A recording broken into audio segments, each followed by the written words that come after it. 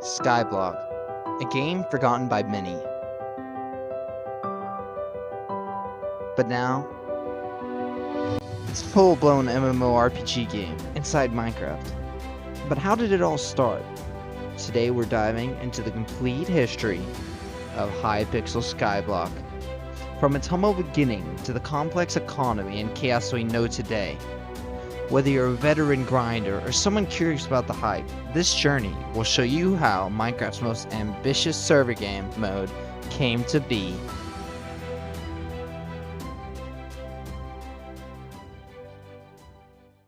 Hypixel Skyblock, officially launched in June of 2019. Introduced as a prototype on the Hypixel server, unlike traditional Skyblock, Hypixel's version featured NPC shops, custom items, and a massive public hub world.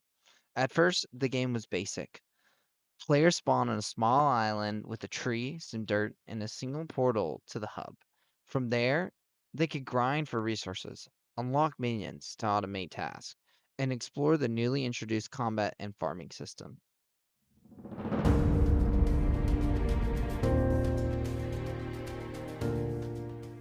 Chapter 1.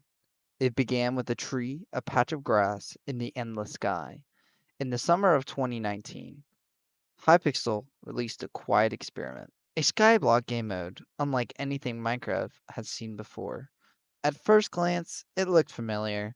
A tiny floating island, just like the old skyblock map players had known for years. But hidden beneath the surface was something far more ambitious. This was not a survival challenge. It was the foundation of an entire universe. Players stepped through a portal and found themselves in a bustling hub, a living world with NPCs, shops, auction houses, and other players. It was the first sign that this skyblock wasn't about isolation. It was about community discovery and growth. From the start, Skyblock gave players freedom. No quest, no set goals, just tools to explore, expand, and experiment. The introductions of minions, a groundbreaking feature, allowed players to automate tasks and earn resources even while offline. That one mechanic alone reshaped how players approached the game. Within weeks, players were crafting factories, racing through collections, and discovering hidden areas like the deep caverns. Strategies evolved quickly, and the competitive spiritness began to emerge. Then came a turning point. Technoblade's Skyblock series, his mini-maxing, witty commentary, and relentless grind captured the imagination of millions.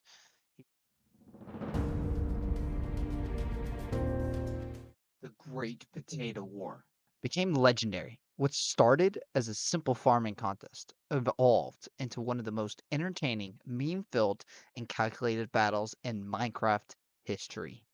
Millions turned in as Technoblades crafted secret farms, reverse engineered leaderboards, and outmaneuvered his rival Squid, all in pursuit of pixelated vegetables.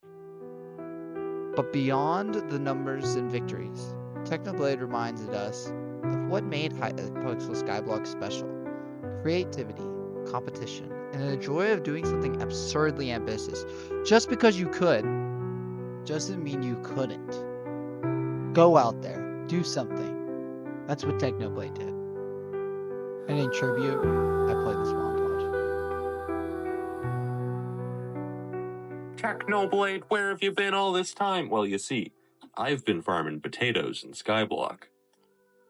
That wasn't a joke. It all started months ago. I just got in a set of superior armor and wanted hot potato books to upgrade it. I could have just bought some from the auction like a normal person, but if Hypixel has taught me anything, it's that if you have a problem, the answer is slavery. So I had 20 potato minions with 20 enchanted lava buckets, 20 super compactors, 20 diamond spread-ins, because it's just free money. Get this upgrade. And with this setup, I was making about 242,000 potatoes per day. Break a block, and then they place it right back. They don't need options. So onion expander's taken up so much extra space, the potato pyramid was no longer enough to fit all my minions within the farming crystal's radius.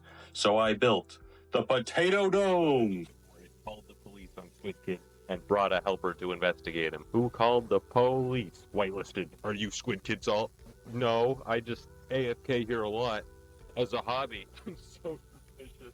He doesn't believe me at all. I'm getting banned. Seems strange to be helping my number one enemy, but his sheer dedication to farming potatoes had earned my respect. I had to give him help. I'm going to the hub. As it updated. Ah!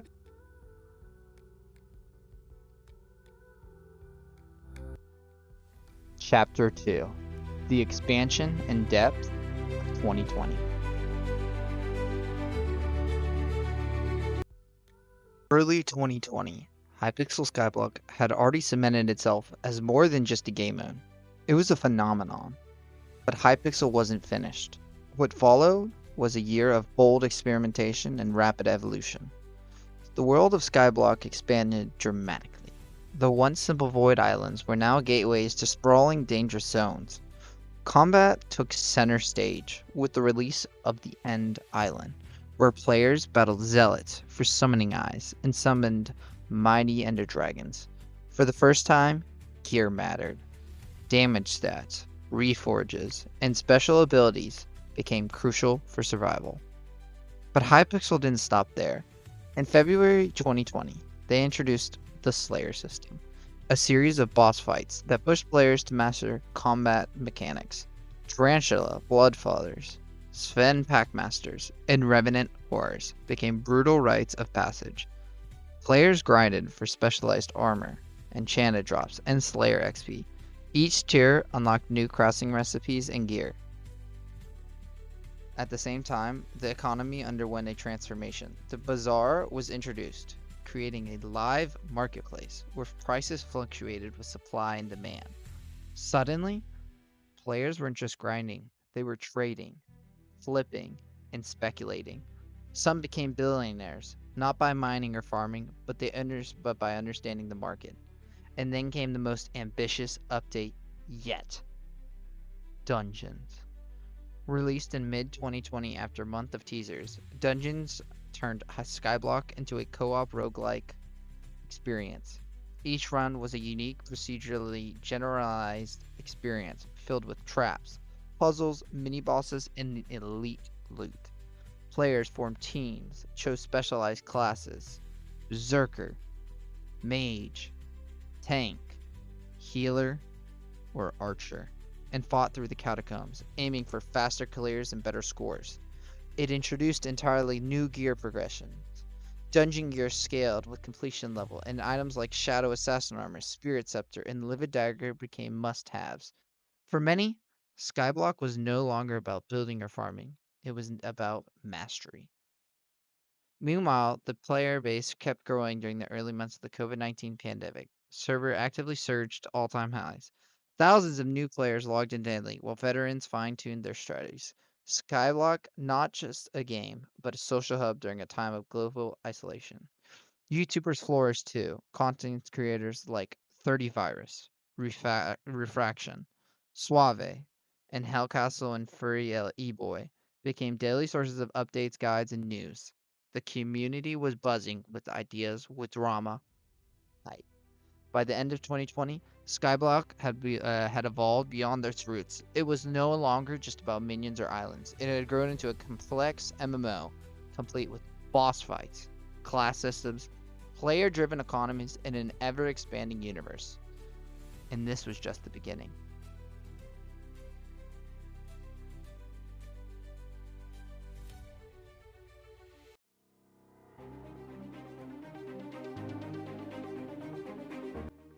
As the dust settled in the catacombs, a new kind of challenge emerged. Not one of swords and spells, but of pickaxes, drills, and ancient forges.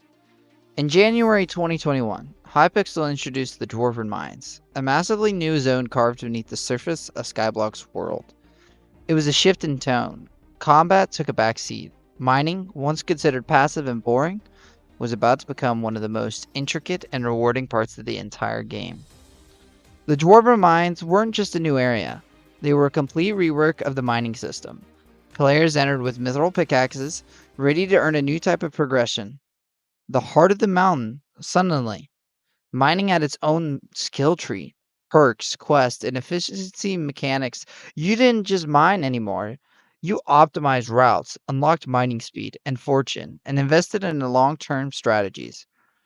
Two new resources dominated the scene. Mithril, with its pale blue glow, and titanium, rare and stubborn. Players grinded commissions, fought ghosts in the mist, and raced each other for powder and XP.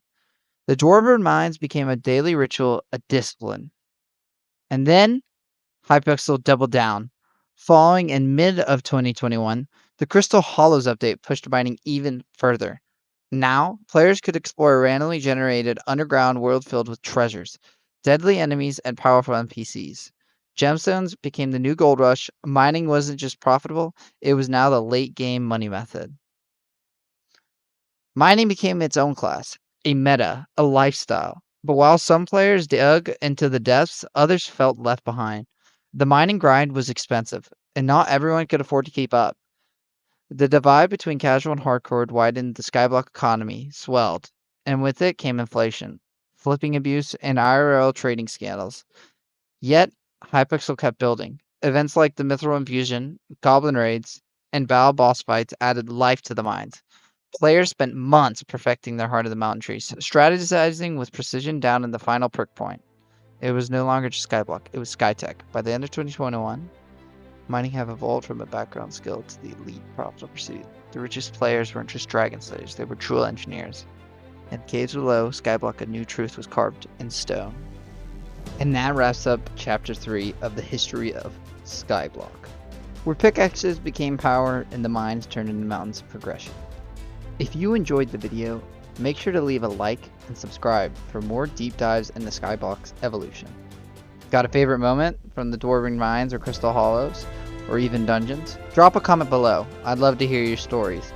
And if you'd like to see the rest of this history series, covering the Mayors, the Crimson Isle, Kudra, and what might come next, comment Chapter 4 and help me reach 100 likes.